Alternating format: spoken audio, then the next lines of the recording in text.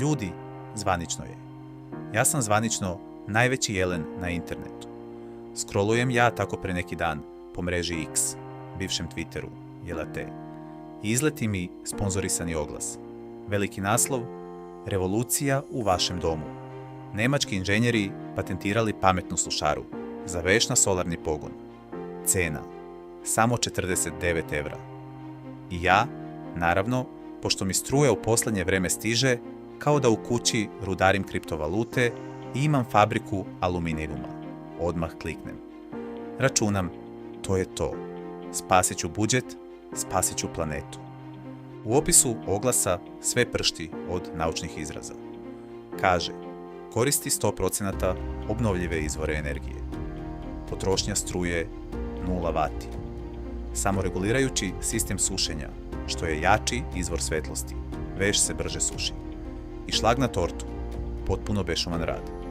Pogledam komentare ispod, kad tamo neki likovi sa profilnim slikama iz Njemačke i Švajcarske pišu: najbolja investicija u mom životu. Moja žena Hansa je oduševljena. Sve je naravno prevedeno preko Google prevodioca, ali ko će u tom trenutku da sumnja? Uplaćujem ja tih 49 evra. Već vidim sebe kako komšijama držim predavanja o ekologiji i energetskoj efikasnosti. 3 dana kasnije zove kurir. Trčim niz stepenice kao malo dete za Novu godinu. Uzimam paket, ali odmah mi nešto čudno. Kutija je dugačka, tenka i teška svega nekih 300 grama. Razmišljam, ova nemačka nanotehnologija je stvarno čudo. Sve su spakovali u mikročipove. Ulazim u kuću, uzimam makaze, sečem traku, otvaram kutiju. A unutra jedno pakovanje plastičnih štipaljki. I to onih najjeftinijih, kineskih, što puknu čim ih pogledaš.